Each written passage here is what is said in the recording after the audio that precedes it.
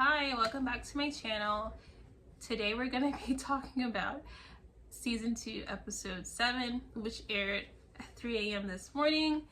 Funny story, I don't know, I started the IT certification program on Google. That's what I've been doing this week, and I know I had a review of, or my feelings on the thought of the Lord of the Rings that I was supposed to record and upload, but I haven't done it because that certification class has been kind of taking my time. So today I go to Walmart. It's like around 10:30, and I always listen to Lord of the Rings videos when I'm driving.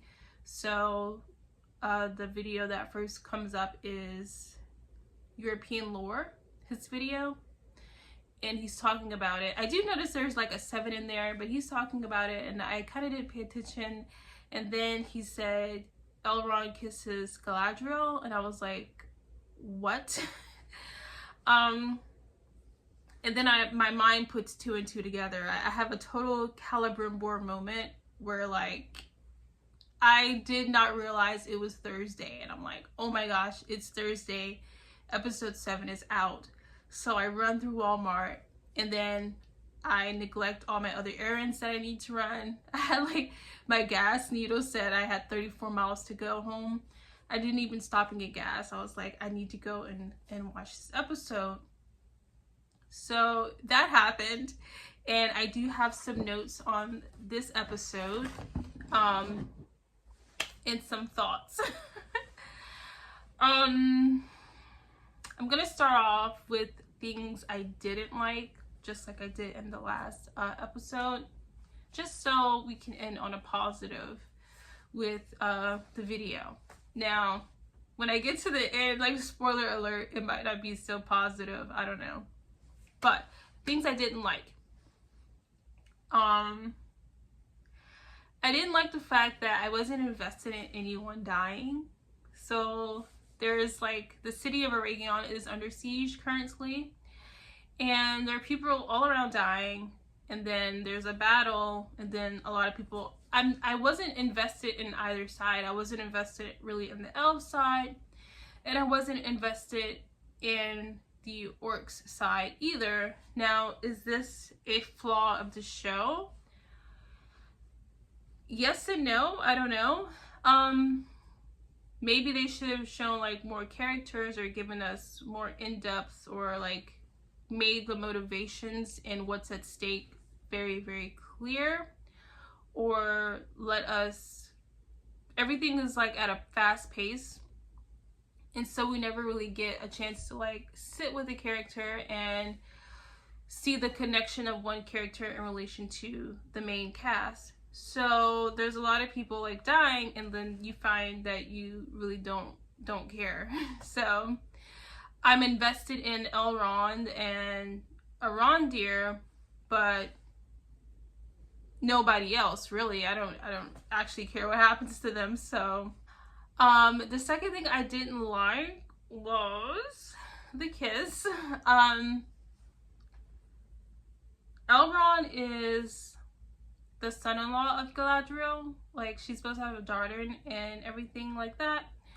So this was really weird, and I feel like this kind of sums up the direction of the show in a nutshell as to why it's not actually Tolkienian. And if you were trying to explain to someone how this show is not Lord of the Rings-esque, you wouldn't even need to go into all the details of what the show gets wrong. You would just say, oh, Elrond kisses Galadriel. And people, I feel like people would know, like, oh, okay, yeah, gonna pass. And there was like a reason he kissed her, and it was, oh, if you don't know, my show is a spoiler. Sorry. So there was a reason he kisses her, and it's to pass her something to pick her locks off with. And I'm like, yeah, this sums up in a nutshell why this show is nowhere near Tolkienian, how it should be, or how it's said to be. I feel like Tolkien, like I've just read The Fellowship of the Ring, the first book, and I feel like he would not rely on such cheap antics to progress the story. That's like the main difference between him and the Rings of Power writers. Is Tolkien would never do that. Tolkien's stories were not very heavily focused on romance either, even though technically that's not a romantic kiss, but there's like a lot of kissing in this show compared to how much kissing is in the books.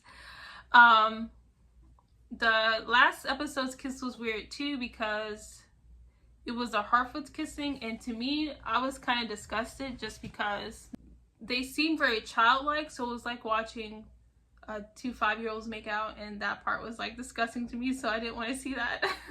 But yeah, that's something that Tolkien would have never done, and to claim that you have a Tolkien-esque project and then to put something so blatantly something he would never do in there is just anti-Tolkien. I mean, so let's move on to the things that I actually did like. So I did like when Gil-galad showed up and started fighting. I like whoever put him in that outfit when he spins, like his little skirt thing kind of spins with him. And I thought that was a very nice touch. I really did enjoy seeing that. The second thing I liked how Celebrimbor started piecing together the fact that he was kind of in a time loop. I think that showed a bit of cleverness that has been missing from Celebrimbor for whatever reason. Like, I feel like Tolkien would have written him as being more clever. I feel like in Tolkien's books, and I haven't read the Silmarillion yet, but I feel like Celebrimbor is probably in there. I have watched videos to describe Celebrimbor, and I feel like he was more ambitious and blinded by ambition rather than being blinded by incompetence, and that is what it feels like on the show. So I was appreciative of him kind of figuring out he was in a time loop and him like testing it out and just paying attention to the clues in this episode. The last thing I liked about this episode was the fact that Elrond kind of goes into a complete stupor when Durin doesn't show up. And you can see like he was feeling betrayed. He was devastated by this. And I think that this showed how much that he relied on that friendship between himself and Durin. And he couldn't even believe, he relied on that friendship so much that he didn't believe it when Durin did not show up. And I feel like if Elrond would have got up and like, darn, guess I gotta fight the battle myself, and like if he would have immediately got up and started fighting, it would have taken away from how much he was counting on that friendship element of Durin showing up. So I like that he was kind of in a stupor. Was it helpful in the moment for the elves? No, not really. He let Adar walk right up to him, and then basically Adar just took the ring Ninja from him. So those are my positives from the show. But I guess in a not so positive vein, how do I say this? If they make a season 3, I will not be watching it. Yeah, I'm sorry. I did like the show, but I'm just not interested in the characters, and I like having read this, I'm interested in this story, okay? And I don't see how the events in Rings of Power could ever possibly lead up to the events in Lord of the Rings. And so to me, it's almost like a waste of time watching Rings of Power, because those events are never gonna map onto this, especially with that kiss. I feel like there's a lot of things I was overlooking just for the sake of enjoying myself with the show, but the kiss was like kind of the last straw. I was like, okay, no. Oh my goodness. And I want to tap out now. But episode 8 is next week, so I'm just gonna watch the episode 8. I'm gonna complete that. But I'm not gonna watch a season 3. Sorry. And the thing is that those events don't lead up to this. There's no way those events could lead up to this. I don't care how you spin that. But also, even though the show is pretty and the actors are skilled actors,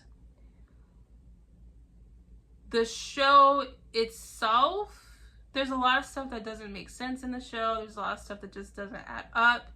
And you end up watching the show out of convenience, even before the writing provokes any negative reaction. So it's not like you will never get FOMO with this show if you don't watch it, because you're watching it out of convenience to begin with. So on top of not having FOMO, now it's turning to be like causing a negative reaction, especially with that kiss. Like, really? Come on. You already killed off Celeborn. If I'm not mistaken, that is Galadriel's husband. And Celeborn and Galadriel have a daughter. And then that daughter is Arwen's mom. And then Arwen marries Aragorn. So I'm like, you're screwing with the whole you're screwing with the whole timeline of Lord of the Rings. You're screwing with stuff that's already been established. So on top of that, then you have Elrond kiss Galadriel for whatever reason, whatever contrived reason. And that reason, like I said, Tolkien would have never written that. He would have, because Tolkien is actually creative. He would have found a way to get that to Galadriel. He would have just written a better story, because he's creative like that. And if you read the books, you'll know. So on top of that, on top of getting so many things wrong, then like you kind of cross the line into like, okay, y'all are taking this too far, you know? So now it's like, I can't even watch the show out of convenience, because I'm just going to be annoyed with it from here on out. Yeah, I'm not going to watch a season 3, so if it gets picked up for season 3, or they're supposed to have 5 seasons, so I'm gonna just bounce. I'm gonna bounce after episode 8. I'm gonna continue reading The Two Towers and then The Return of the King, and then I'm gonna read The Silmarillion, and I hope to do those things in October. I know I could probably fit it into this last little week of September, but like I said, I'm doing the IT certification program on Google, so I really want to change my career field by December 1st. Like, I want a new job during November, so that's why I'm kind of like pushing myself to go ahead and finish that certification. So yeah, so hopefully I'll finish these 2 books and then The Silmarillion in October, and then in November I plan to revisit Eragon. I think I read the first 2 books when I was in high school, and then didn't read the last, I think there are 4 books, and then Murtagh. So there's like 5 books to get through.